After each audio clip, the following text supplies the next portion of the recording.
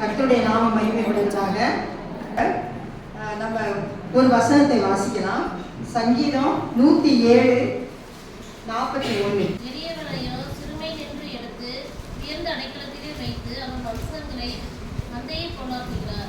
107:41 அதோட வாசிக்கலாம். எளியவனையோ சிறுமை நின்று எடுத்து உயர்ந்த அடைக்கலத்திலே வைத்து அவன் வம்சங்களை மந்தையை போலாக்குகிறார். எளியவனை சிறுமையானவர்களை அப்படின்னு நம்ம பார்க்கணும். ஒரு நிமிஷம் ஜெபம் பண்ணிட்டு நம்ம செய்திக்கு போகலாம். எங்களை அன்பாய் நேசித்து வழிநடத்துகிற நேச தகப்பனே, இந்த நாளுக்காக உங்களுக்கு நன்றி செலுத்துகிறோம். உங்கள் ஒவ்வொருவரையும் இந்த இடத்திலே சுகபத்திரமாய் வந்து சேர்த்தீங்க, உங்களுக்கு நன்றி செலுத்துகிறோம். இப்பொழுது கூட ஆண்டவரே உடைய மகள் கொடுத்த செய்தி நாங்கள் கேட்டுக்கொண்டிருந்தோம். இப்பொழுதும் அடியால் ஆண்டவரே உடைய வசனத்தை தியானிக்கும் பொழுதும் ஆவியானவருடைய பிரசன்ஸை உணரவும் ஒவ்வொருவருக்கும் அந்த செய்தி பயனுள்ளதாக இருக்கவும் உடைய காரியங்களை எங்களுக்கு ஆசீர்வாதம் தர வேண்டுமாய் அருமை ரட்சணா இயேசப்பாவின் நாமத்தை தாழ்மையை கேட்டுக்கொள்கிறேன். ஜீவனுள்ள நல்ல பிதாவே. இதுக்கு நம்ம ஒரு காரியத்தை இன்னைக்கு பார்க்க போறோம். ஆபிரகாம் உடைய மனைவி மகளை பற்றி பார்க்க போறோம். ஆபிரகாமுடைய மனைவி அப்படின்ன உடனே உங்களுக்கு யாரெல்லாம் ஞாபகத்துக்கு வராங்க? முதல்ல வந்து சாராளை பற்றி நம்ம என்ன செஞ்சிருக்கோம் பார்த்துருக்கோம். கொஞ்சம் வேகமாக வசனத்தை எடுக்கலாம். ஆதியாகமம் 11:29. ஆபிரகாமும் நாகோரும் தங்களுக்குள் பெண் கொண்டார்கள். ஆபிரகாமுடைய மனைவிக்கு சாரா என்று பெயர், நாகோருடைய மனைவிக்கு மில்காள் என்று பெயர். போதும்பா. 11:29 பார்க்கிறோம். ஆபிரகாமுடைய மனைவிக்கு சாரா என்று பெயர். அப்ப இது வந்து ஃபர்ஸ்ட் அவருடைய மனைவி. ரெண்டாவது பாருங்க, ஆதியாகமம் 16வது அதிகாரம் 1-3. ஆபிரகாமுடைய மனைவியாகிய சாராய்க்கு பிள்ளை இல்லாதிருந்தது. எகிப்து தேசத்தாளாகிய ஆகார் எனும் பெயர் கொண்ட ஒரு அடிமை பெண் அவளுக்கு இருந்தாள். சாராய் ஆபிரகாமை நோக்கி, நான் பிள்ளை பெறாதபடிக்கு கர்த்தர் என் கர்ப்பத்தை அடைத்திருக்கிறார். என் அடிமை பெண்ணோட சேரும், ஒருவேளை அவளால் என் வீடு கட்டப்படும் என்றார். சாராயின் வார்த்தைக்கு ஆபிரகாம் செவி கொடுத்தான். ஆபிரகாம் கானான் தேசத்தில் 10 வருஷம் குடியிருந்த பின்பு ஆபிரகாம் மனைவியாகிய சாரா எகிப்து தேசத்தாளாகிய தன் அடிமை பெண்ணாகிய ஆகாரை அழைத்து அவளை தன் புருஷனாகிய ஆபிரகாமுக்கு மறுமனையாட்டியாக கொடுத்தார். இதுல நம்ம அதை கவனிக்கணும். என்ன டேம் போட்டிருக்கு? அதுக்கு இதுக்கு என்ன வித்தியாசம் இருக்கு? அடிமை பெண்ணை மறுமனையாட்டியாக கொடுத்தார் அப்படின்னு நம்ம வாசிக்கிறோம். அதுக்கு அடுத்தது ஆதியாகமம் 23:1-2 வாசிங்க. சாரா 125 வருஷம் உயிரோடு இருந்தாள். இவளை சாராவுடைய வயது. கானான் தேசத்தில் உள்ள எபிரோன் எனும் கீரியாத் அர்பாவிலே சாராள் மரித்தாள். அப்பொழுது ஆபிரகாம் வந்து சாராளுக்காக புலம்பி அழுதான். இந்த இடத்துல வந்து சாராளுடைய மரணம். அவள் எத்தனை வருஷம் உயிரோடு இருந்தாலும் பார்க்கிறோம்? 127. அவ்வளவே அவளுடைய காலங்கள் அப்படின்னு போட்டிருக்கு. அவளுக்கு ஒரே ஒரு குமாரன் பிறகுனா அவனுடைய பெயர் என்ன? ஈசாக்கு. அப்ப அதோட அவளுடைய காலங்கள் முடிந்து போகுது. அதுக்கு அடுத்தது பாருங்க 25:1-2. ஆதியாகமம் 25:1-2. போதும். இப்ப இந்த இடத்துல மூன்றாவதாக ஒரு சகோதரியை பார்க்கிறோம், கேத்துராள். அப்ப என்னுடைய கொஸ்டின், ஆபிரகாமுக்கு எத்தனை மனைவிகள்?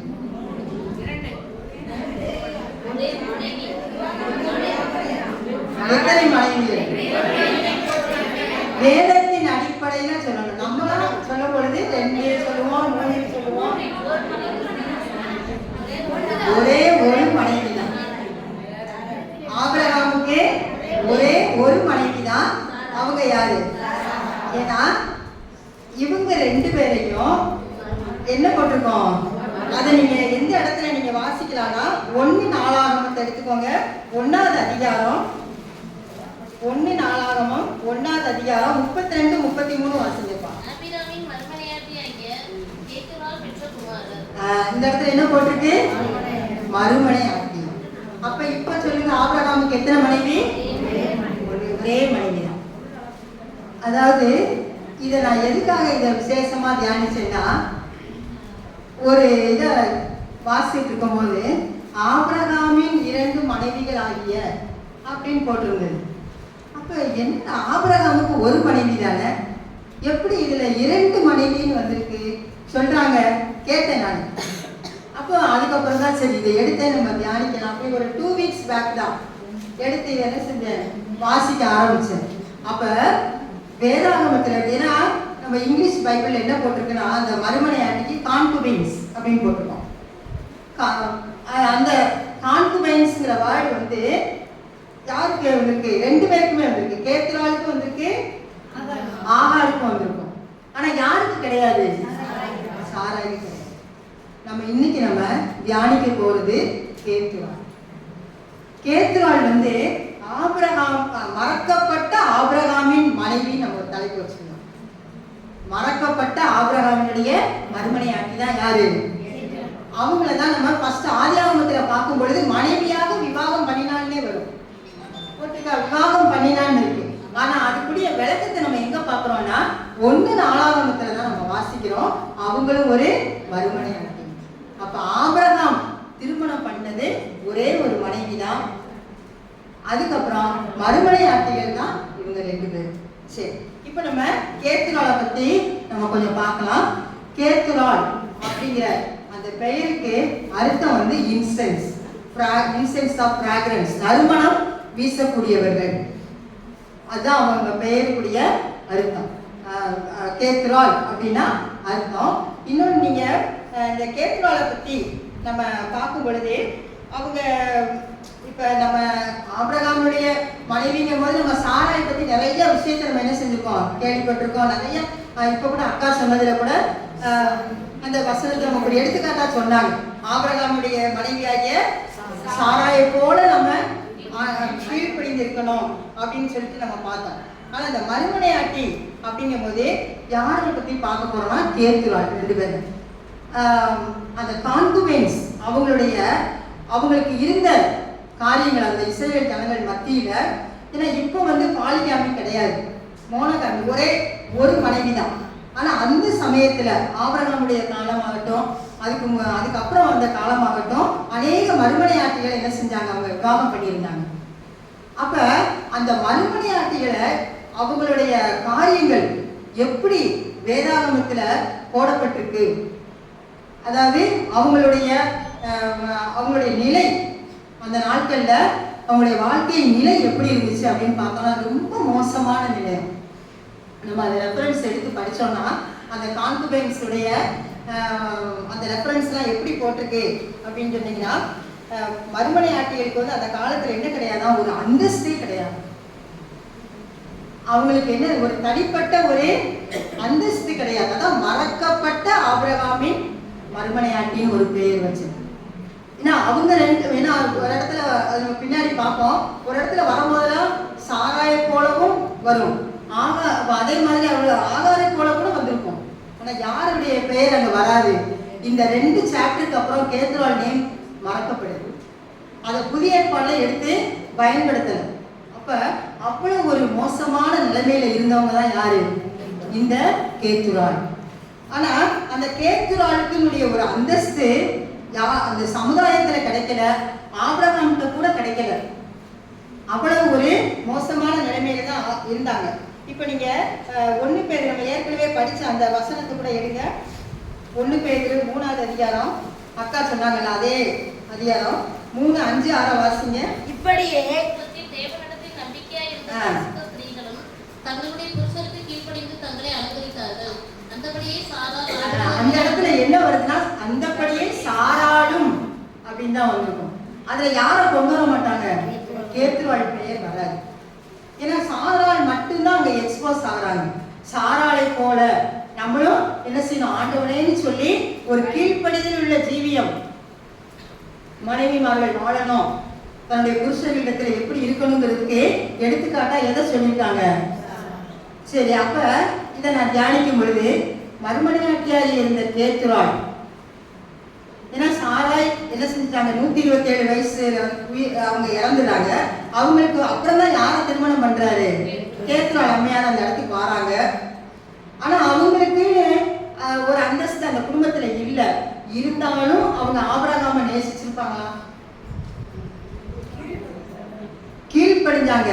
ஆனா ஒரு அந்தஸ்து அந்த இடத்துல அவங்களுக்கு இருந்துச்சா, கிடையாது. ஆனா ஆபிரகாமுக்கு கீழ்ப்படிந்து நேசிச்சு கடைசி வரைக்கும் ஆபிரகாமோடு கூட அந்த அம்மா இருந்திருப்பாங்க கண்டிப்பா, இல்லையா?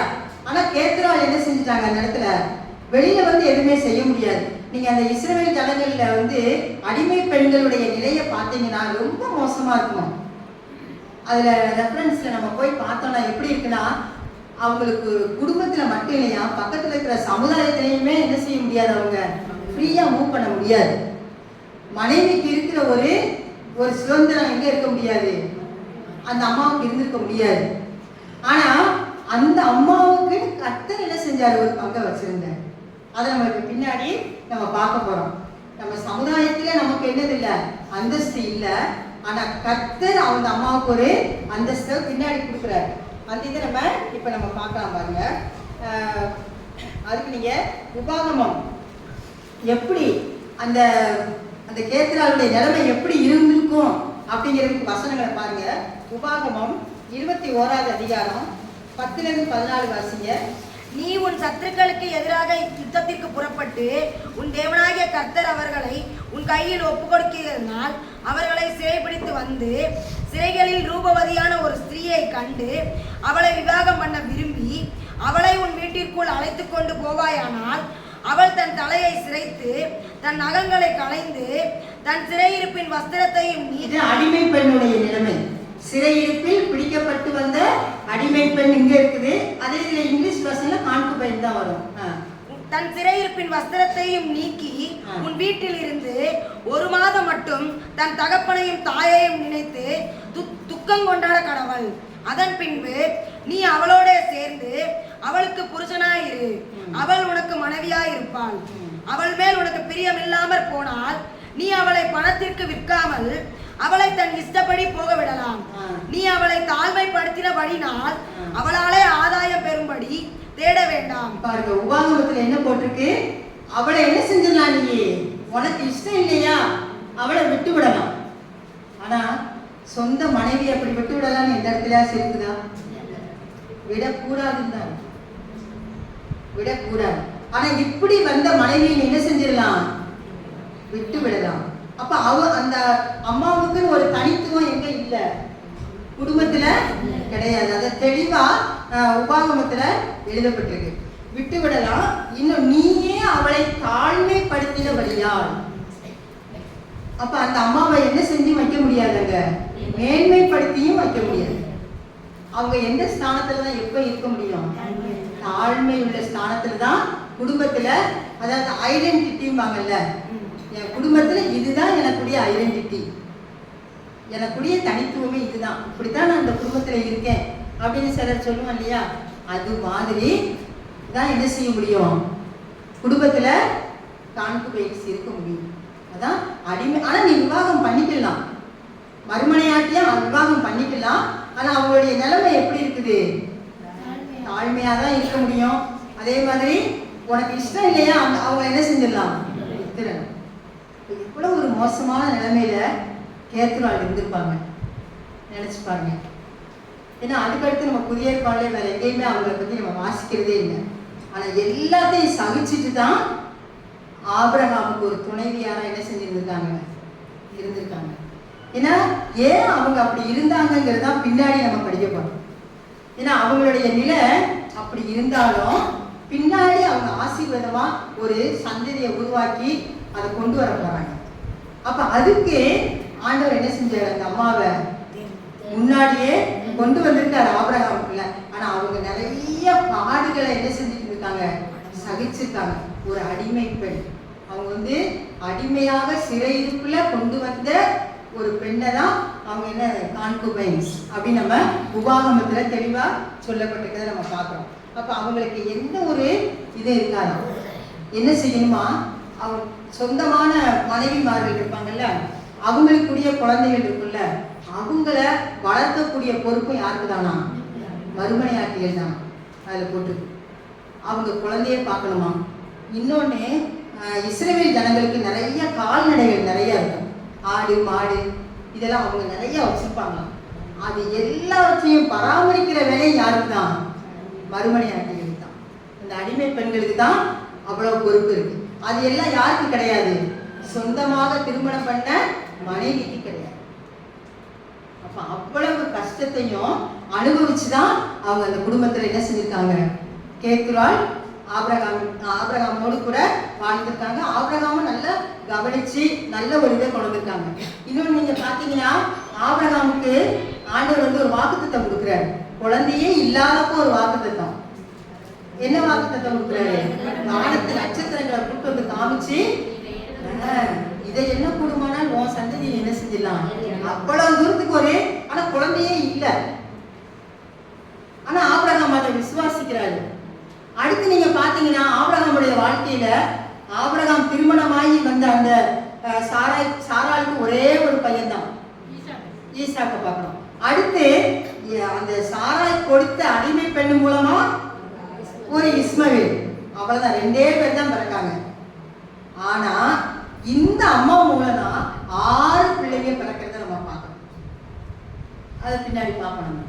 அப்ப எவ்வளவுக்கு அப்ப அந்த சந்ததியை நான் ஆசீர்வதிக்க போறதுல ஒரு பங்கு இப்ப யாருக்கும் அந்த இடத்துல கொடுத்துட்டாரு, கேத்துராளுக்கு கொடுத்துட்டாரு. ஆனா கேத்துராள் அவள் ஆண்டவருடைய பார்வையில அப்படி இருந்திருக்காங்க. அதான் நம்ம ஃபர்ஸ்ட் என்ன வசனத்தை வாசித்தோம், எளிமை உள்ளவர்கள் மேல், சிறுமை உள்ளவர்கள் மேல் சிந்தை உள்ளவர் தான் நம்முடைய தேவன். இன்னைக்கு நம்ம குடும்பத்துல நம்மளுடைய நம்ம வேலை பார்க்குற இடத்துலையோ குடும்பத்திலேயோ எங்கேயோ நம்ம என்ன செய்யலாம், சிறுமைப்படுத்தப்படலாம், தாழ்மைப்படுத்தப்படலாம். நான் இப்படி இருக்கிறேன் அப்படின்னு சொல்லிட்டு நம்மளுடைய சூழ்நிலையை நினைச்சு நம்மளே என்ன செஞ்சிருக்கலாம், ரொம்ப ஒரு தாழ்வு மனப்பான்மையில இருக்கலாம். ஆனா ஆண்டவருடைய பார்வையில எப்படி இருப்போம், நம்மலாம் மேன்மையானவர்களா இருப்போம். சிறுமைப்பட்டவர்கள் மேல் சிந்தை உள்ளவர்களா யார் இருக்காரு, சிந்தை படைந்தவரா நம்முடைய கர்த்தர் இருக்காரு. அப்ப நம்ம அவர் மேல் நம்ம நோக்கம் இருக்கணும். நம்ம வந்து என்னை இப்படி ஒதுக்கி வச்சுட்டாங்களே, நான் இவ்வளவு மோசமான நிலைமையில என்னுடைய ஐடென்டிட்டி ரொம்ப மோசமா இருக்கு, குடும்பத்துல இப்படி இருக்குது, நான் வேலை பார்க்குற இடத்துலயும் நான் அப்படிதான் காணப்படுறேன் அப்படின்னு சொல்லி என்ன செய்யக்கூடாது. நம்ம ஆண்டவருடைய பார்வையில நான் எப்படி இருக்கேன், விசேஷமானவள், ஆண்டவருடைய பார்வையில நான் மேன்மையானவள். என் இடத்துல மற்றவர்களை போல உள்ள ஞானம் இல்லாம இருக்கலாம், மற்றவர்களை போல உள்ள அந்தஸ்து இல்லாம இருக்கலாம், மற்றவர்களை போல உலக பிரகாரமான செல்வாக்கு இல்லாம இருக்கலாம். நான் ஒரு மறைக்கப்பட்ட நிலைமையில என்னுடைய நிலை இந்த பூமியில காணப்படலாம், கேத்துராளை போல. ஆனா நான் யார், ஆண்டவருடைய பார்வையில நான் எப்படி உள்ளவள், மேன்மையானவள். அப்ப இந்த கேத்துராள் எவ்வளவு கஷ்டத்தோட, எவ்வளவு அத்தனை இவளுடைய 6 பிள்ளைங்க, ஏற்கனவே உள்ள பிள்ளைகள் இருந்திருப்பாங்க, கால்நடைகள், அவங்களுடைய இதே வந்து என்னது அதிகமான கால்நடை வளர்ப்பு உள்ளவங்க. அப்ப எல்லாத்தையும் பராமரிக்கிற வேலை, வீட்டு வேலைகள் எல்லாம் மனைவிமார்கள் என்ன செய்ய முடியாது, அடிமை பெண்களா வந்த மறுமனை ஆட்டிகள் தான் வேலை செய்வாங்க. அதுல ரொம்ப தெளிவா போட்டிருக்கு, இஸ்ரவேல் ஜனங்களுடைய அந்த பண்பாடு பத்தி நம்ம வாசிச்சோம்னா அது ரொம்ப தெளிவா போட்டிருக்கு. இவங்க தான் எல்லா வேலையும் பார்க்கணுமா. ஏன்னா மனைவிகளுக்கு தனியான ஒரு அந்தஸ்தை கொடுத்துருக்காரு. அப்ப அவ்வளவு ஒரு கஷ்டத்தையும் சமாளிச்சு வந்த ஒரு சகோதரி தான் யாருன்னு பாக்குறோம். 1 Corinthians 1:27-28 வாசிங்க. இது கூட அக்கா ஞாபகப்படுத்துறாங்க.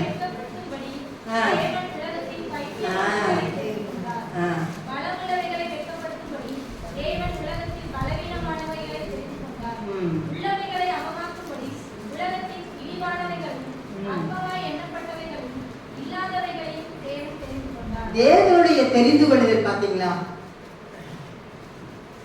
ஒரு இடத்துல கூட ஆண்டவரே சொல்வாரு, இதெல்லாம் நான் பெரிய படிச்ச ஞானிகளுக்கு வெளிப்படுத்தல, சீசர்களை பார்த்து சொல்வாரு, உங்களுக்கு தான் நான் இதெல்லாம் என்ன செஞ்சிருக்கேன். சீசர்கள் எல்லாம் பெரிய பெரிய பட்டம் வாங்கிட்டு வந்தவங்களா கிடையாது. அப்ப யாருக்கு தான் வெளிப்படுத்துறாரு, ஞானிகளுக்கும் பேதைகளுக்கும் எளியவர்களுக்கும் சிறுமைப்பட்டவர்களுக்கும் தான் என்ன செஞ்சிருக்கேன், நான் எல்லாவற்றையும் நான் வெளிப்படுத்தி இருக்கேன். அப்ப அந்த இடத்துல என்ன சொல்றாரு, இல்லாதவைகள் ஒரு வசனம் இருக்கு, அற்பமாய் எண்ணப்பட்டவைகளையும் இல்லாதவைகளையும் தேவன் தெரிந்து கொண்டார். அப்ப இழிவாய் எண்ணப்பட்ட அந்த அம்மா, அற்பமாய் குடும்பத்துல எண்ணப்பட்ட அந்த அம்மாவை தேவன் என்ன செய்யறாரு, தெரிந்து கொள்கிறார். அப்ப நம்ம ஐயோ எனக்கு நான் எப்படி இது பண்ண முடியும், என்னால் எப்படி நான் ஜெபம் பண்ண முடியும், அல்லது எப்படி நான் ஒரு பொதுவான இடத்துல அப்படி நடக்கவே வேண்டாம். ஆண்டவர் நம்மோடு கூட இருக்கார், எல்லாவற்றையும் ஆண்டவர் பார்த்து கொள்வார். சிலர்லாம் வந்து நான் ஒரு ஒரு இன்ஃபீரியாரிட்டி காம்ப்ளெக்ஸ் இருக்கிறது. அவங்களுக்கு நிறைய தாளந்து இருக்கும், அவங்களுக்கு நிறைய இதை ஆண்டவர் கொடுத்துருப்பாரு. ஆனால் அவங்க என்ன செய்வாங்கன்னா அந்த இன்ஃபீரியாரிட்டி காம்ப்ளெக்ஸ்னாலே அவங்க என்ன செய்ய முடியாது, வெளிக்கொண்டாட முடியாது, பயன்படுத்தவும் முடியாது. நம்மோடு கூட தேவன் இருக்கார். தேவன் நம்மளை எடுத்து பயன்படுத்துவார். அவரால் கூடாது இல்லை, ஒன்றுமே கிடையாது. நீர் பேசும், என்னுடைய காரியத்தெல்லாம் நீங்க பொறுப்பெடுத்துக் கொள்ளுங்க. என்னையா நான் ஒன்றுமே இல்லை இந்த குடும்பத்துல, என்னால் ஒண்ணுமே செய்ய முடியாது அப்படின்னு சொல்லிட்டு அவரிடத்துல அமைதலா இருந்து காரியத்தை ஒப்புவிக்கும் பொழுது எல்லாவற்றையும் தேவன் என்ன செய்வாரு, நமக்குன்னு ஒரு அந்தஸ்தும் கொடுத்துருவாரு.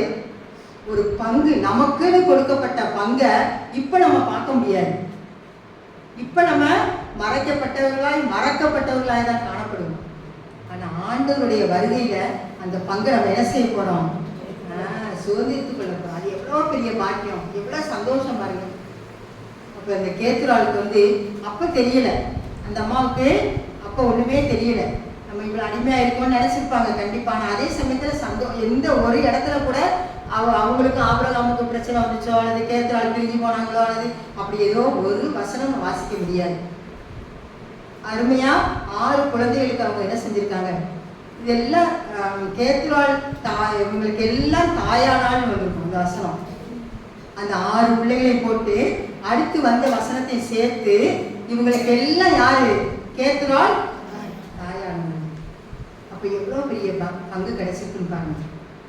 அப்ப நம்மளுடைய குடும்பத்துல ஒரு சிலர்லாம் சொல்லுவாங்க, ஏசாமி ஏற்றுக்கொண்டதுனால நான் என்ன செய்யறேன், குடும்பத்துல ரொம்ப ஒரு ஒதுக்கப்பட்ட நிலைமையில, ஒரு தாழ்மைப்பட்ட நிலைமையில, சிறுமைப்படுத்தப்பட்ட நிலைமையில நான் குடும்பத்துல ஒருத்தியாவே எண்ணப்படலை அப்படிங்கிற சூழ்நிலையெல்லாம் சிலர் என்ன செய்யறாங்கன்னா வாழ்றாங்க. நான் ஒரு சகோதரியை கூட பார்த்துருக்கேன். அவங்க நல்ல ஆண்டவருக்கு பிரியமானவங்க, எனக்கு தெரியும், அவங்களுடைய பர்சனல் லைஃப் தெரியும். ஆனா அவங்க சமுதாயத்துல வந்து அவங்க ஒரு மாதிரி நினைக்கிறாங்கன்னு சொல்லிட்டு பொட்டு வச்சிருப்பாங்க. அப்போ நான் கேட்டேன், நல்லா ப்ரேயர் பண்ணுவாங்க, நம்ம சபை கிடையாது, அவங்க இன்னொரு சபையை சேர்ந்து ஒரு சகோதரி, அப்புறம் கோவில்பட்டியை சார்ந்தவங்க. அப்போ நான் அவங்கள பார்த்து கேட்டேன். இப்போ சொன்னாங்க, இல்லை இப்படி இல்லைன்னா என்ன செய்யறாங்க, எங்களை ரொம்ப ஒரு இழிவான நிலைமையில பார்க்குறாங்க, இழிவான நிலைமையில பார்க்குறாங்க. அப்போ நான் சொன்னேன், மனுஷன் வந்து முகத்தை பார்ப்பான், ஆனால் கர்த்தர் வந்து என்ன செய்வார், இருதயத்தை பார்ப்பாரு. அதனால நீங்க என்ன செய்யுங்க, அதுக்காக நீங்க பயப்படாதீங்க. ஆண்டவருக்காக நம்ம வைராக்கியமா நிற்க வேண்டிய விஷயத்துல என்ன செஞ்சுதான் ஆகணும், நின்றுதான் ஆகணும் அப்படின்னு சொல்லி கொஞ்சம் கொஞ்சமா அவங்களெல்லாம் மாத்திக்கிட்டு வாடா அப்படின்னா. அப்ப அவங்களுக்கான ஆண்டவரை பிடிக்குது, ஆண்டவருடைய வசனம் நல்லா வாசிக்கிறாங்க, நம்மளை விட அருமையா ஜெபிக்கிறாங்க, வசனத்தை சொல்றாங்க, எல்லாம் இருக்கு. ஆனா அவங்களால என்னுடைய அந்தஸ்து இப்படி வச்சாதான் என்னால என்ன செய்ய முடியும், வாழ முடியும் அப்படின்னு. அப்ப ஏன்னா இப்ப நமக்கு ஃப்ரீடம், நமக்கு அதை பத்தி கவலை இல்லை. அப்படி வர்றவங்களுக்கு சில பிரச்சனைகள் இருக்கு. அப்ப அவங்க அந்த சூழ்நிலையில தான் அவங்க இருக்கிறாங்க, சிறுமைப்படுத்தப்படுறாங்க, தாழ்மைப்படுத்தப்படுறாங்க. ஆனா அதுக்குரிய பங்கு உலகத்தார் முன்னாடி நம்ம வந்து என்ன செய்யலாம், சிறுமைப்படுத்தப்படலாம். ஆனா ஆண்டவருக்குள்ளாக அவருடைய பங்கு, நம்முடைய அவங்க அப்படிப்பட்டவங்களுடைய பங்கு எப்படி இருக்குமா, மேன்மையா இருந்தா சிறுமைப்பட்டவர்கள் மேல் சிந்தை விடுவாங்க நம்முடைய ஆண்டவர். அப்ப அவ்வளவு ஒரு எளியவனைத்தான் என்ன செய்யறாரு ஆண்டவர், செலக்ட் பண்ணி எடுக்கிறார், அவங்களதான் மேன்மையான நிலைமைக்கு கொண்டு வர்றாரு. அதுக்கு ஒரு எடுத்துக்காட்டா அந்த அம்மா இருக்காங்க. சரி, அந்த இந்த இதுல வந்து ஆதியாகமம் ஏற்கனவே நான் சொன்னேன் இல்லையா, 17:4-5 வாசிச்சிருந்த அந்த வசனத்தை, அவருக்கு கொடுத்த ஆசீர்வாதம்.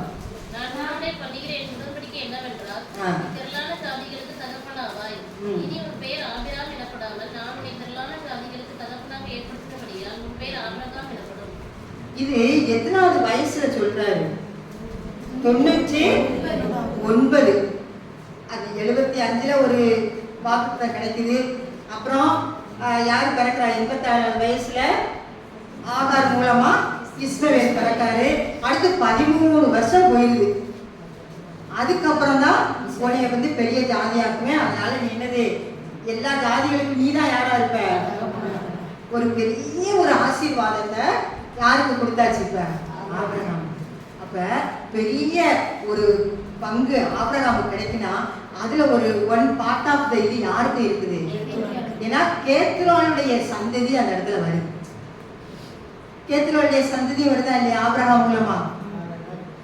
ஆனா ஆபிரகாம் மூலமா கேத்துராளுடைய சந்ததி வந்தாலும் கேத்துராளுக்கு அந்த இது கிடைச்சதா? டைரக்டா பார்த்தோம்னா அந்த இடத்துல கேத்துராளுக்கு எந்த ஒரு இது கிடைக்கல. அடுத்து பின்னாடி வர புதிய ஏற்பாட்டிலையும் நம்ம யாரைத்தான் திருஷ்டாந்தமா சொல்லுவாங்க? சாராளத்தான் சொல்லிட்டு இருப்பாங்க. ஆகார ஒரு இடத்துல சொல்லுவாங்க. ஆனா கேத்துராள் மறக்கப்பட்டவங்களாவே போயிடலாம். அடுத்தது அந்த இதுல நீங்க பாத்தீங்கன்னா உங்களுடைய பிள்ளைகளை பத்தி நம்ம பார்த்தோம். ஆதியாகமம் 25:5-6 வாசிங்க. தனக்கு உண்டான யாவையும் ஈசாக்குக்கு கொடுத்தான். ஆபிரகாமுக்கு இருந்த மறுமனையாட்டிகளின் பிள்ளைகளுக்கோ ஆபிரகாம் நன்கொடைகளை கொடுத்து தான் உயிரோடு இருக்கும் போதே அவர்களை தன் குமாரனாகிய ஈசாக்கை விட்டு கிழக்கே போக கீழ் தேசத்துக்கு அனுப்பிவிட்டார். எப்படி பாத்தீங்களா? ஆபிரகாமுடைய சுதந்திரம் யாருக்கு மட்டும்தான் கொடுக்கப்பட்டது? ஈசாக்குக்கு மட்டும்தான். சுதந்திர வீதம் யாருக்கு கிடையாதுன்னு போட்டாரு தெளிவா? மறுமனையாட்டியினுடைய பிள்ளைகளுக்கு கிடையாது. அதான் இங்கிலீஷ்ல என்ன போட்டுனா நாட் கிவன் டு ஹேர்ஸ், அவங்களுடைய வம்சத்துக்கே கிடையாது. பிள்ளைகளுடைய பிள்ளைகள் பிள்ளைகளுடைய பிள்ளைகள் அப்படி இருப்பாங்கல்ல, அவங்க கூட எதை சுதந்திரிக்க முடியாது? ஆபிரகாமுடைய சுதந்திரத்தை பெற்றுக்கொள்ள முடியாது. யாருக்கு மட்டும் உரிமை? ஈசாக்குக்கு மட்டும்தான். நான் வேற வழி இல்லப்பா, நீங்களும் பிள்ளைகளா இருக்கீங்க, இந்தாங்க உங்களுக்கு நன்கொடையா கொடுத்து நான் அவங்களை என்ன செஞ்சிருவேன்? அனுப்பி விட்டுறேன்னு அனுப்பி விட்டுறாங்க. ஏன் நம்ம ஆகாரை பத்தி வாசிக்கலையா? ஆகாருடைய குழந்தைக்கு இஸ்மவேலை கொடுக்கும்போது என்ன செஞ்சாரு? என்ன சொல்லிடுறாரு? அனுப்பி விட்டுருவாரு. அனுப்பி விட்டது இல்லாம ஒரு இடத்துல கூட அந்த அம்மாவுக்கும் ராசியாருக்கும் ஒத்து வராம ஆகாருக்கும் இருக்கும்போது இந்த அம்மா போயிடுவாங்க. அடுத்து என்ன, அவ என்ன சொல்றாளோ உன் நாச்சியாருக்கு அடங்கி இருப்பாரு. அப்ப எவ்வளவு ஒரு மோசமான நிலைமை பாருங்க. அப்ப நன்கொடையா தான் என்ன செஞ்சாங்களாம்? இதை நீங்க அடுத்து பழைய ஏற்பாட்டுடைய அந்த ஆகமங்களை நீங்க வாசிச்சாலும் இதே நிலைமை தான் மறுபடியும் வந்துட்டே இருக்கு. அவங்களுக்கு என்ன கிடையாது? சுதந்திர இது கிடையாது. அவங்களுக்கு எது மட்டும்தான் கொடுக்கப்படும்? நன்கொடையா இருக்கிறத இஷ்டப்பட்டு கொடுப்பாரே ஒழிய எது கிடையாது? அவங்களுக்கு சுதந்திர பாகம் கிடையாது. அப்ப எவ்வளவு ஒரு மோசமான நிலைமை இந்த அம்மாவுடைய எதிர்பார்ப்பு. அப்ப இதை நான் எதோட கம்பேர் பண்றேன்னா, ஆவிக்குரிய ஜீவியத்தில் நம்ம கொண்டு வந்தோம்னா இன்னைக்கு நம்மளுடைய நிலைமை, நம்மளுடைய அந்தஸ்து, நம்மளுடைய ஐடென்டிட்டி நம்மள்கிட்ட ஃபேமிலியிலே இப்படி இருந்தாலும் கர்த்தர் ஒரு இடத்துல என்ன செய்வார்? நம்மளை ஏற்றுவார். அது பின்னாடி பார்க்க போறோம். அப்ப அதுவரையிலும் நம்ம எப்படிதான் இருக்கணும்? அடங்கி இருக்கணும், பொறுமையா இருக்கணும், கர்த்தருக்கு பிரியமாய் வாழணும். இப்ப நம்ம ஒரு 7 காரியத்தை அக்கா சொன்னதை வாசித்தோம் இல்லையா? அவருடைய இருதயத்தை கழிகூற பண்ணுகிற ஒரு ஸ்திரீயா நம்ம இருக்கணும். அப்ப அப்படி இருக்கும் பொழுதுதான் அந்த மேன்மையை நம்ம என்ன செய்ய போறோம்? நம்ம நாட்கள் ரொம்ப காலம் கிடையாது. இப்ப நம்ம உலகத்துல நடக்கிற ஒவ்வொரு காரியத்தையும் பார்க்க போனா ரொம்ப நம்ம வேதாகமத்துல போட்ட அந்த போர், இஸ்ரவேல் தேசத்துக்குரிய போர் ரொம்ப நெருங்கிடுச்சு. அமெரிக்கா ரெடியா படைய வச்சு நிக்கிறான் ஈரானுக்கு இருக்க. அந்த போர் வந்துருச்சுன்னா அவள்தான் நிறைவேறிச்சுன்னு அர்த்தம். வேதாகமத்துல போட்ட கடைசி கால இது வந்துருச்சு, யுத்தம். அப்ப பாருங்க, அப்ப எவ்வளவு நம்ம கடைசி அதான் வாசலின் அருகே அடுத்த ஸ்டெப் அவர் வீட்டுக்குள்ளதான் வரணும், அப்படித்தானே? அப்ப நம்ம ரொம்ப அந்த ஸ்டெப்பு தான் இருக்கு, அவ்வளவு இது டிஸ்டன்ஸ்குள்ளதான் நம்முடைய ஜீவியம் இருக்கு. அப்ப நம்ம எப்படி கர்த்தருக்காக நம்ம வாழ்றோம்? கர்த்தருக்காக வைராக்கியமா வாழ்றோமா? கர்த்தர் என்னை உலகம் என்ன சிறுமைப்படுத்தினாலும் பரவாயில்ல, நான் கர்த்தருக்காக நான் வைராக்கியமா வாழ்வேனா? அல்லது நான் உலகத்தை நேசிச்சு உலகத்துக்காக நான் போவேன்? அந்த சிற்றின்பங்கள் இதெல்லாம் என்னது? சிற்றின்பங்கள். இந்த உலக ஸ்நேகம், உலக காரியங்கள் எல்லாமே இந்த கொஞ்ச நேரத்துக்கு கொடுக்கிற சந்தோஷம், அவ்வளவுதான். எனக்கு பெர்மனண்டான ஒரு சந்தோஷத்தை ஆண்டவர் வச்சிருக்காரு. நிலையானது அதுதான். என்னுடைய ஓட்டம் அந்த சந்தோஷத்தை நோக்கி தான் இருக்கணும். அப்போஸ்தலனாகிய பவுல் ரொம்ப அருமையான கேரக்டர் வேதத்துல. எவ்வளவு கஷ்டம் வந்தாலும் எவ்வளவு பாடுகள் வந்தாலும் அவர் அவருடைய ஓட்டத்தை விடவே இல்லை. ஏன்னா அந்த அடிகள் படும்போது கூட அந்த அவங்க என்னதான் அவங்களுக்கு ரோம அரசாங்கத்துல 40 அடி அடிக்கக்கூடாது. இயேசு கிறிஸ்துவோடைய எதிரையும் நம்ம அதை பார்க்கணும்.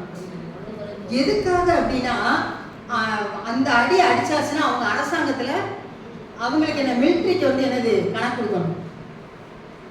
அப்ப அவ்வளவு கஷ்டத்தையும் பாடுகளையும் தன்னுடைய சரீரத்திலையும் ரொம்ப பலவீனமான சகோதரனும் அப்போஸ்தலனாகிய பவுலை பார்க்கும்போது அவ்வளவு ரொம்ப இது கிடையாது, ஞானியானவர். அவர் கமாலியனுடைய பாதத்துல கற்றுக்கொண்டவர். ஆனா அவருடைய சரீரம் எப்படிப்பட்டது? ரொம்ப பலவீனமானது. ஆனா எங்கேயாச்சும் ஒரு இடத்துல கர்த்தருக்கு பிரியமில்லாத செஞ்சாரன்னு நம்ம பார்த்தோம்னா ஒரு இடத்துல கூட அவரை பார்க்க முடியாது. இந்த மறுமனையாட்டிகளுடைய சம்பவம் ஃபுல்லா எங்கேயே முடிஞ்சு போயிடும். புதிய ஏற்பாட்டுல அந்த நியமனமே கிடையாது. பார்த்துட்டீங்களா? புதிய ஏற்பாட்டுல எல்லாமே ஒரே மனைவின்னு ஒண்ணு. அது நம்ம அடுத்து நம்ம பார்ப்போம். சரி, இப்போ நம்ம கேத்தராளுடைய நம்பிக்கையை பத்தி பார்த்தோம். ஏன் அவங்களுடைய நம்பிக்கையை பார்க்கும்போது அந்த 25ல 3வது வசனம் இல்லப்பா 2வது வசனம் வாசிங்க.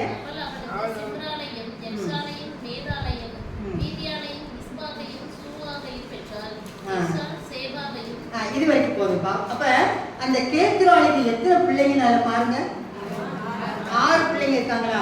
அதுல 3வது மீதியான பாருங்க. மீதியான் வந்தோடனே யாருடைய ஞாபகம் நமக்கு வருது? மோசேயுடைய ஞாபகம். அப்ப இந்த மீதியான உருவாக்கணும், மோசே போய் அங்க தஞ்சம் புகணும், இதெல்லாம் யாருடைய நோக்கமா இருந்துச்சு?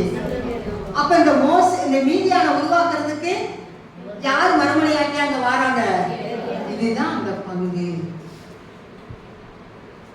அப்ப ஆபிரகாமுடைய இதுலதான் அந்த மீதியானிகளுடைய குடும்பமும் வர்றதை நம்ம பார்க்கணும்.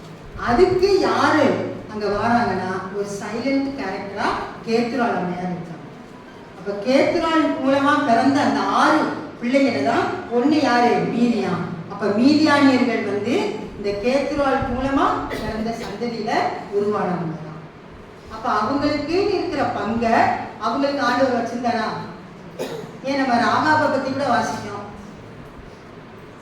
ரூத்தை பத்தி வாசிக்கிறோம். ஆண்டவர் அருவருக்கிற ஒரு மோவாபிய ஜனங்கள். ஆனா அவங்களுடைய வம்ச வரலாறு தான் யாருடையதே வருது?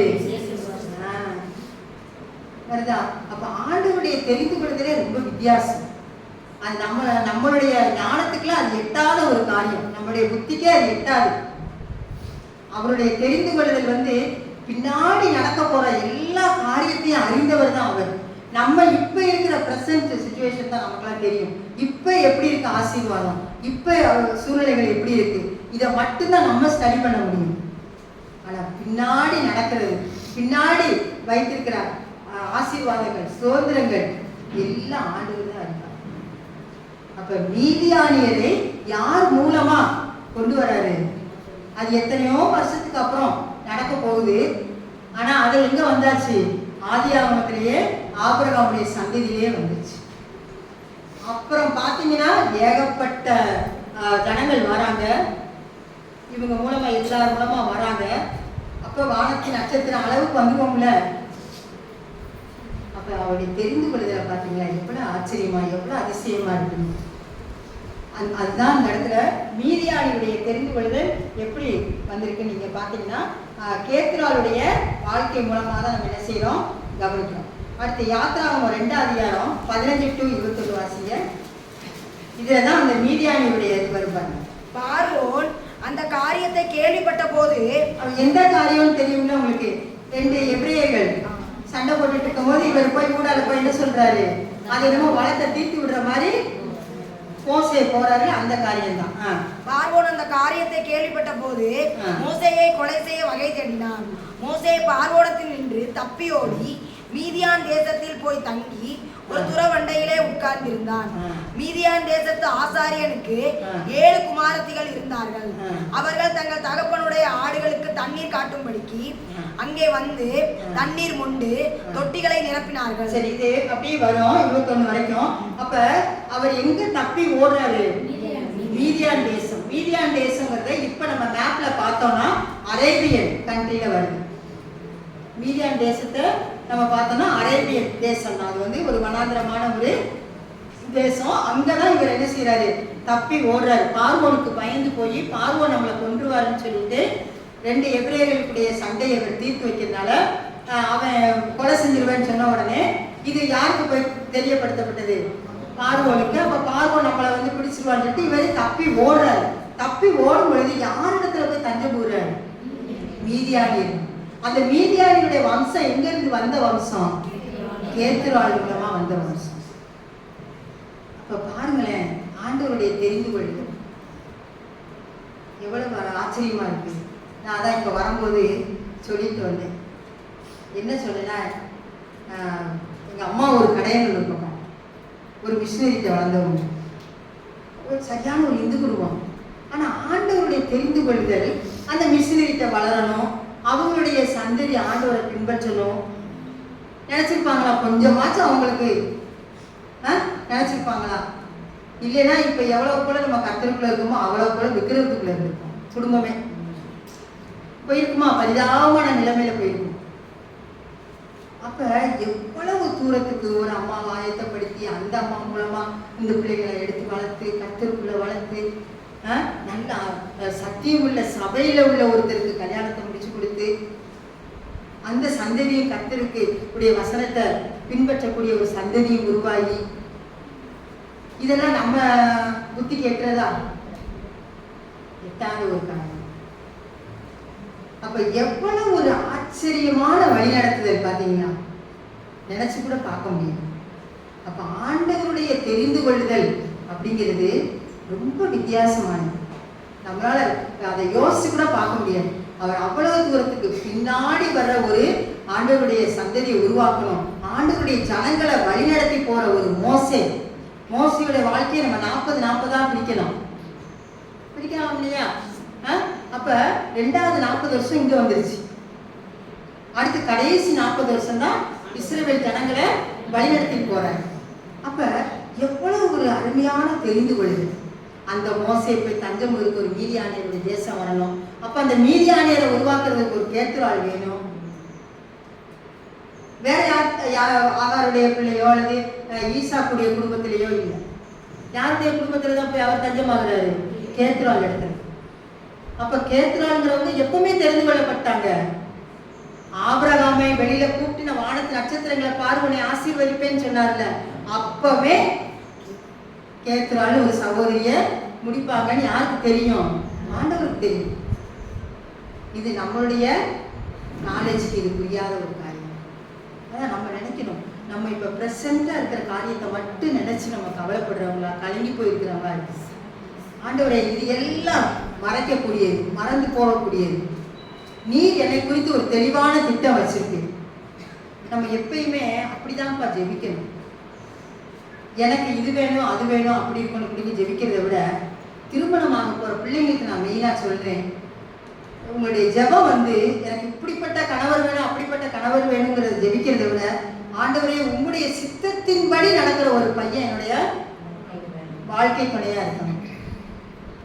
கண்டிப்பா அப்படி ஜெபிக்கணும்.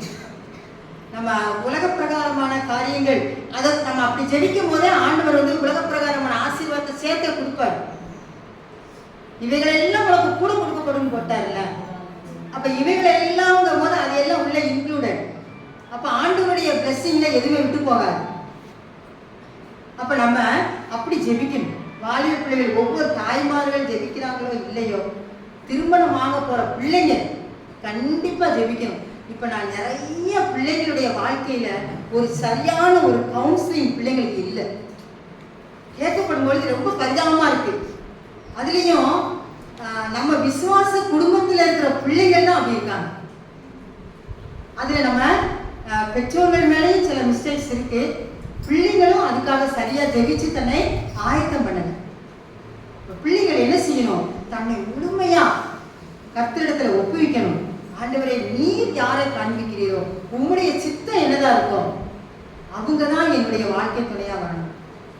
எனக்கு இவ்வளவு சம்பாத்தியம் உள்ளவங்களா இருக்கணும், இவ்வளவு பணம் இருக்கணும், இவ்வளவு அந்தஸ்து இருக்கணும், இப்படி இருக்கணும், அப்படி இருக்கலாம் ஜெபிச்சோம்னா அது உலகத்தோட போயிடும். நீங்க லைஃப்ல 2 பேரும் ஒண்ணு போல போறதுக்கு அது வராது, இழுத்துக்கிட்டு போகும் ஒரு பக்கம் தனியா. அதனால ஆண்டவரிடத்தில் நம்ம கேட்கறது, ஏன்னா அதனாலதான் அந்த பிள்ளைங்க இப்படி எதிர்பார்ப்போட அந்த குடும்பத்துக்குள்ள போறாங்க. அப்ப அது கிடைக்கலன்னு உடனே அவங்க விரக்தி அடைஞ்சு பல முடிவுகளை ஈஸியா எடுக்காங்க. இப்ப இந்த மறுமணி ஆட்சியை சொல்றாரு பாருங்க உபாகமத்துல, நீ போயிரு, உன்னை விட்டுடுறேன், தள்ளி விடுறேன் அப்படின்னு சொல்றாருல்ல. அந்த நியமனம் எதுல கிடையாது? புதிய ஏற்பாட்டுல ரொம்ப தெளிவா சொல்றாரு. ஆண்டவராய் இயேசு கிறிஸ்துவே சொல்றாரு மத்தேயுல, அதை விட தெளிவா சொல்றாரு. வர சுவிசேஷங்கள்லையும் சொல்றாரு, பின்னாடி நம்ம நிருபங்கள்லையும் பார்க்கிறோம். அப்ப இந்த வசனங்கள்லாம் நமக்கு எங்க போச்சு? இப்ப நம்ம பிள்ளைங்க இந்த வசனத்தை வாசிக்கத்தானே செய்யறாங்க. பெற்றோர்கள் இந்த வசனத்தை நம்ம கற்றுக் கொடுக்கணுமா இல்லையா? என்ன பாடு, என்ன கஷ்டம், என்னது வந்தாலும் உன் புருஷன் வீட்டுல தான் நீ வாழணும். அந்த அட்வைஸ் தான் நம்ம பெற்றோர்கள் சொல்லணும்.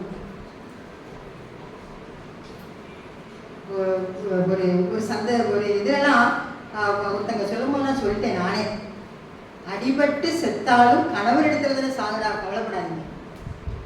அதனுடைய பங்கை யார் கொடுப்பா? அதுக்காக உங்க பிள்ளைய கொண்டு வீட்டுக்கு கூட்டு வந்துடாதீங்க, அதான் தப்பு.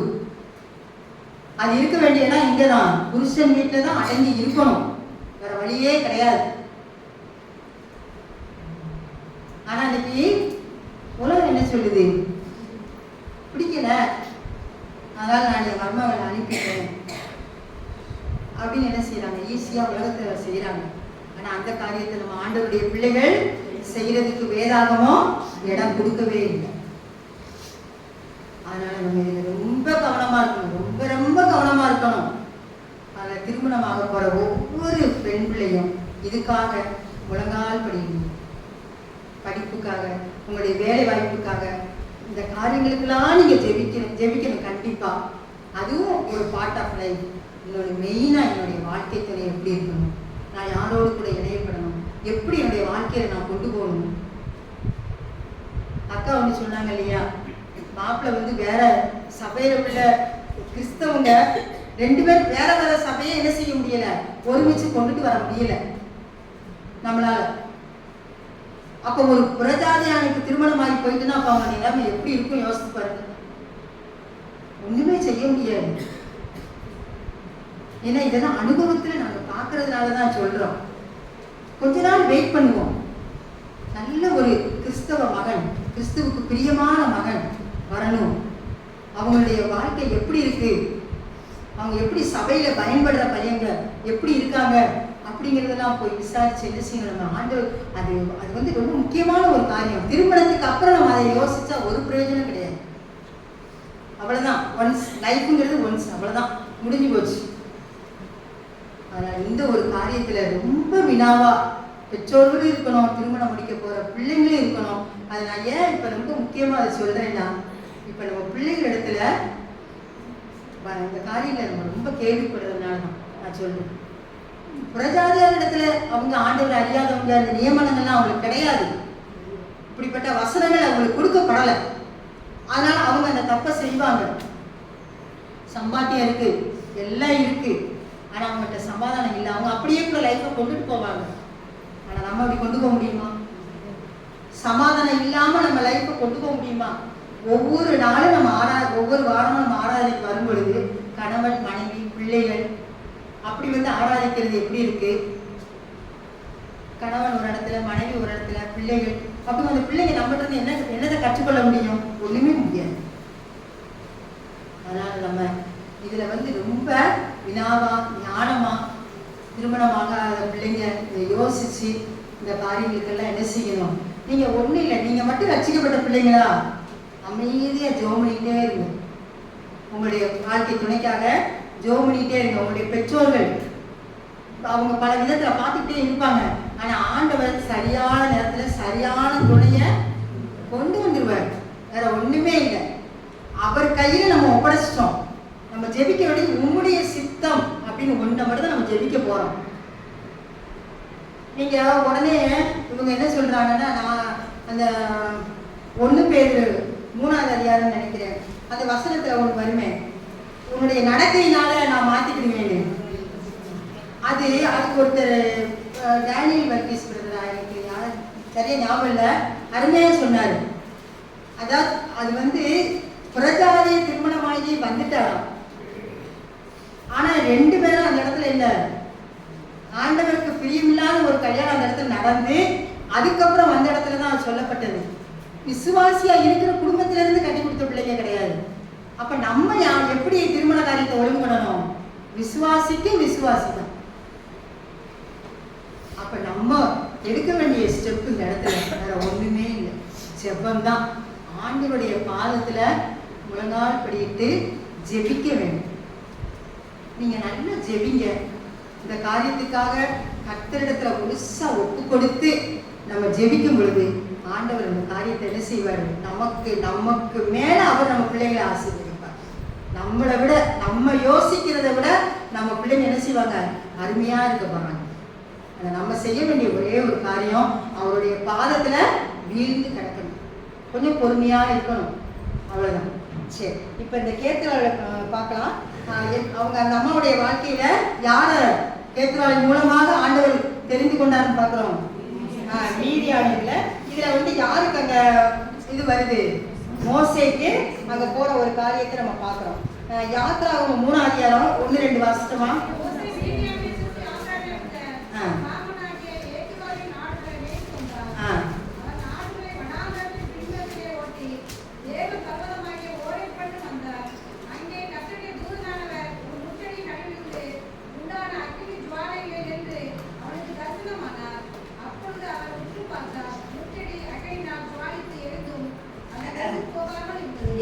ஆண்டவருடைய அழைப்பு அந்த எங்க வந்துதான் வருது? அந்த மீதியான் தேசத்துல அவன் திருமணம் பண்றான். அந்த அங்க உள்ள ஒரு ஆசாரியன் இருக்கான், எத்திரோ. அவருடைய அவன் தன்னுடைய மகளை என்ன செஞ்சுறாரு? கல்யாணம் முடிச்சு கொடுக்குறாரு. கொடுத்து அதுக்கப்புறம் அவங்களுடைய வாழ்க்கை போய்கிட்டே இருக்கு. ஆனா ஆண்டவர் அப்படியே விடலை. ஆண்டவருடைய நோக்கம் நீ வாழ்ந்து அப்படி எத்திரோ கூடயே மீதியான் தேசத்துல இருக்கணுங்கிறது அவருடைய சித்தம் கிடையாது. என்ன சித்தம் வச்சிருக்காரு? அவர் மோசையை அங்கிருந்து பிரிச்சு எடுக்கணும். பிரிச்சு எடுத்து இஸ்ரவேல் ஜனங்களை வழிநடத்த கொண்டு போகணும். அப்ப அதுக்கு அவரை பிரித்து எடுக்கிறதுக்கு உருவாக்கப்பட்டதுதான் இந்த இடத்துல நம்ம வாசிக்கிறோம். கர்த்தருடைய தூதனானவர் ஒரு முட்செடியின் நடுவில் இருந்து உண்டான அக்கினி ஜுவாலையில நின்று என்ன செய்ய தரிசனமாகிறார். உற்று பார்த்தா அந்த முட்செடி எரியுது. ஆனா அது என்ன செய்யல? வெந்து போகல. அது நடுவில் இருந்துதான் மோசையை கூப்பிட்டு பேசுற ஒரு காரியத்தை நம்ம பேசுற ஒரு காரியத்தை நம்ம பார்க்கணும். எவ்வளவு ஆச்சரியமா பண்றாரு பாருங்க. அப்ப எந்த இடத்துல போய் தான் ஆண்டவர் அவனை பிரிச்சு எடுத்து கொண்டுட்டு வர்றாரு வெளியில? அந்த மீதியான். சரி, மீதியான் தேசத்திலிருந்து வரும் பொழுது அவருடைய மனைவி பிள்ளைகளை கண்டிப்பா அவர் என்ன செஞ்சுட்டு வருவாரு? கூட்டிட்டு வருவார். அப்ப அந்த மீதியான் அந்த தேசத்துல எத்திரோவை எத்திரோவுடைய பிள்ளைகளை கல்யாணம் முடிச்சார்ல, அப்ப அந்த எத்திரோவுடைய பிள்ளைகளுக்கும் அதுல ஒரு ஆசீர்வாதம் கிடைக்கும். அந்த இஸ்ரவேல் ஜனங்களை வழிநடத்தி போகும்பொழுது அந்த காரியங்களை எல்லாம் பார்க்கறதுக்கும் அனுபவிக்கிறதுக்கும் ஆண்டவர் யாருக்கு அந்த ஆசீர்வாதத்தை கொடுத்துருக்காரு? அந்த மீதியான் தேசத்துல உள்ள எத்திரோவுடைய பிள்ளைக்கும் அவனுடைய பேர பிள்ளைகளுக்கு அது கிடைச்சது. 2 பிள்ளைங்க பிறக்கிறாங்க. அப்ப அவங்களும் அதை அனுபவிச்சிருப்பாங்கல்ல. ஆண்டவருடைய திட்டமும் இதுவும் நம்ம அவசரப்படாம இருந்து ஆண்டவர் நம்மகிட்ட கிரியை செய்வாரு.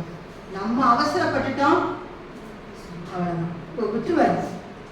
சரி, அடிபட்டு திரும்பி அடுத்து வரட்டும், கொஞ்ச நாள் நம்மளை விட்டு பிடிப்பாரு. அதுலதான் நம்மளை புடமிட்டுக்கிட்டு இருக்காரு. அதுலதான் நம்ம என்ன செய்வார்? நம்மளை புடமிடுவார், நம்மளை சுத்திகரிக்கிறார். நம்ம செஞ்ச காரியங்களெல்லாம் புடமிட்டு பார்த்து, இதெல்லாம் பொண்ணு அப்படிதான் புடமிட்டுட்டு பிறதானே அது நல்ல பசும் பொண்ணா விளங்குது. அது மாதிரி நம்ம இஷ்டத்துக்கு காரியங்களை தேவனுடைய சித்தத்திற்கு ஒப்பு கொடுக்காமல் செய்யும் பொழுது கொஞ்ச நாள் விட்டு பிடிப்பார். ஆனா நம்ம மேல நேசிக்கிற தேவன் இல்லையா, அதில் திருப்பி நம்மளை இழுத்து பிடிப்பார். திருந்திட்டியா, உன்கிட்ட வசனம் பேசிச்சா, என்னென்ன காரியத்தை நீ தப்பு செஞ்ச, இதெல்லாம் நீ சரி பண்ணிட்டியா அப்படி. நம்ம ஆண்டவரோடு கூட நான் மனம் திரும்பிட்டேன், நான் தப்புலேருந்து வெளியில் வந்துட்டேன்னா முழுமையாக அந்த காரியத்திலேருந்து வெளியில் வரணும். நான் ஆண்டவர்கிட்டையும் இருந்துக்கிடுவேன், இப்படியே நான் வாழ்வேன், அது என்ன செய்ய முடியாது. அது பிரியமே இல்லாத ஒரு நாள். முழுமையா நான் திரும்பிட்டேன் அப்படின்னா அந்த அவரை முச்செடியில காலப்பட்டு அந்த இடத்துல முழுசாக என்ன செஞ்சிடாரு, அந்த இடத்துல இருந்து அடுத்து பிரிச்சு கொண்டு போயிடுறாரு. அவ்வளவுதான். மீதியான இடத்துல இருக்க வேண்டாம். இங்க இருந்து உன்னை என்ன செய்யணும், மீதியான அந்த அதுக்கு என்ன அர்த்தம்னா நியாயம் தீர்க்கப்பட்ட இடம்னு அர்த்தம். அதே மாதிரி அந்த தெய்வங்களை பத்தி பார்த்தாலும் அதுவும் ரொம்ப வித்தியாசமா இருக்கு. இஸ்ரவேல் ஜனங்களுடைய காரியத்துக்கும் அதுக்கும் அங்க இருந்தே ஆண்டவர் என்ன செஞ்சாரு, பிரித்தெடுக்கப்பட்டவர். அப்ப நம்ம சபைக்கு இன்னொரு பேர் என்னதான், பிரித்தெடுக்கப்பட்டவர்கள் தான். மலையாளி சொல்லுவாங்க வேறுபடுத்தப்பட்டவர்கள். அது நம்மளாம் யாரு, பிரித்தெடுக்கப்பட்டவர்கள். அப்ப அந்த பிரித்தெடுக்கப்பட்டவர்கள் என்னது, உலகத்துல இருந்து ஆச்சாரங்களுக்கெல்லாம் பிரித்தெடுக்கப்பட்டவர்கள். ஆனா இன்னைக்கு உலகத்துல இருந்து பிரித்தெடுக்கப்பட்ட நம்மகிட்ட சில காரியங்கள் இந்த உலகம் உள்ளே தான் இருக்கு. அதை நம்ம சபையார்த்த மட்டும் சொல்ல மாட்டோம். ஆனா என்ன செஞ்சுக்கிடுதோம், குடும்பத்துக்குள்ள அது எல்லாமே செஞ்சுக்கிடுதோம். ரொம்ப தவறு. சபையார மறைக்கலாம், தேவனை மறைக்க முடியுமா? தேவன் நம்ம கணக்கு. இதை ஆண்டவர் விரும்பல, இதை ஆண்டவர் செய்ய நம்ம அனுமதிக்க மாட்டார் அப்படின்னு சொல்லி நம்ம என்ன செஞ்சிடணும், அந்த காரியங்கள் எல்லாம் ஒதுக்கிடணும். பிரிச்சு நம்மளை கடவுள் அப்படியே கொண்டு போறாரா, அந்த பாதைக்கு நம்ம அப்படியே ஓடிடணும். அவ்வளவுதான். அதான் அருமையா சொல்லி, அதாவது நம்ம இந்த இது பண்ணி பேசுவாங்களே, சமீபத்துல தான் நான் வாசிச்சுட்டு இருக்கும்போது பார்த்தேன், பரியாசம் பண்ணி பேசுறது. அந்த இடத்துல கூட, அந்த பரியாசம் பண்ற இடத்துல கூட ஒரு விசுவாசி என்ன செய்யக்கூடாது, அவங்க வேற வேற மீனிங் எல்லாம் பேசிட்டு இருப்பாங்க, சிரிச்சுக்கிட்டு இருப்பாங்க. அப்போ கூட நம்ம உட்கார்ந்து அந்த ஜோக்ஸ்ல சாதாரணமா பேசுறதுல ரொம்ப ஒரு மாதிரி பேசுவாங்க. அப்ப அந்த இடத்துல கூட என்ன செய்யக்கூடாது, நம்ம ஆண்டவருடைய பிள்ளைகள் உட்காரக்கூடாதுன்னு போட்டு. அப்ப நம்ம அமைதியா இருக்கணும்.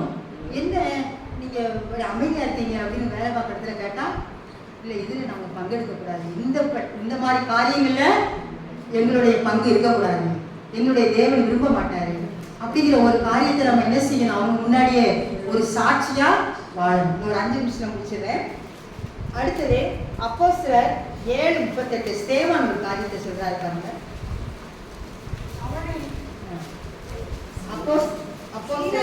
தன்னுடனே பேசின தூதரோடு நம்முடைய பிதாக்களோடு கூட வனாந்திரத்திலே சபைக்குள் இருந்தவனும் நமக்கு கொடுக்கும்படி ஜீவ வாக்கியங்களை பெற்றவனும் இவன்தானே.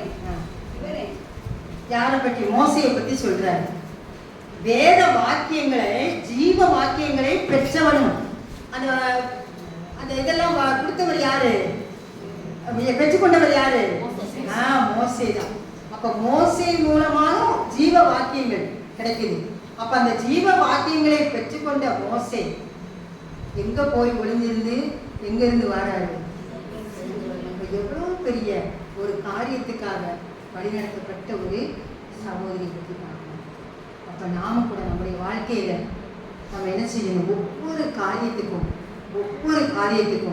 ஆண்டவருக்கு பிரியமா நான் எப்படி இருக்கேன், என்னுடைய ஜீவியம் எப்படி இருக்கு, ஆண்டவருக்காக நான் வாழ்றேனா, நான் இங்க உலகத்துல ஒதுக்கப்பட்டவர் தான், உலகத்துல நான் மறைக்கப்பட்டவர், ஆனா ஆண்டவருக்காக நான் நின்னேனா, ரொம்ப எளிமையான சூழ்நிலை நான் இருக்கிறேன், நான் இதை செய்ய முடியலையே அப்படின்னு கூட நீங்க நினைக்காதீங்க. ஒவ்வொரு காரியத்துக்கும் அந்த சிறியரில் ஒருவருக்கு எதை கொடுத்தீங்களோ அதை கூட என்ன செய்வாரு, கணக்கு வச்சுக்கலாம். நம்மளால பெரிய உதவி செய்ய முடியாது, சின்ன வேலை நம்ம செஞ்சா போதும் ஆண்டவருக்காக, அதை கூட அவருடைய கருத்து. அப்ப எல்லா ஒரு காரியத்துக்கும் ஆண்டவர்கிட்ட நமக்கு என்ன உண்டு, பங்கு உண்டு, பலன் உண்டு. அப்ப அந்த ஒரு காரியத்தை தான் நம்ம எதிர்நோக்கி இருக்கணும். கடைசி ஒரே ஒரு வசனம், மத்தேயு 19:5-6 19வது அதிகாரம். புருஷனானவன் தன் தகப்பனையும் தாயையும் விட்டு